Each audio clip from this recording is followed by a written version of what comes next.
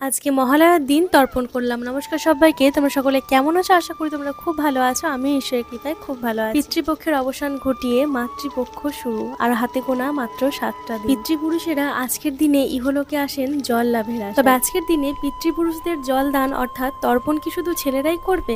একদমই না। এই মস্ত বড় ভুল ধারণা থেকে বেরোনোর জন্য আমিও কিছু অভিজ্ঞ মানুষের কাছে পরামর্শ নিয়ে এবং জানতে পারি তর্পণ সকলেই করতে পারে আর সকলের করা উচিত। নদী বা গঙ্গা স্নানের অসুবিধা থাকলে স্নান করে শুদ্ধ বস্ত্র পরেও তর্পণ করা যায়, তবে এক্ষেত্রে বিশেষ কিছু নিয়ম থাকে। ঘাটে পৌঁছানো মাত্রই ঠাকুরমশাই আমাদের দেখে বললেন, তোমরা কি বাড়ি থেকে স্নান করে এসেছো? আমি বললাম হ্যাঁ। তখন উনি বললেন, তাহলে নদীর জল মাথায় ছিটিয়ে সমস্ত নিয়ম শুরু করে ফেলো। আর ঠিক তখন আমি বুঝলাম যে আমি একদম সঠিক নিয়মটাই জেনেছি। মন্ত্রপাঠের সঙ্গে একে একে বাপি, দাদু, ঠাকুমা, জেঠু, জেঠিমা, দিদা এবং বংশের যারা জল পায় না তাদের সকলকে জলদান করলাম।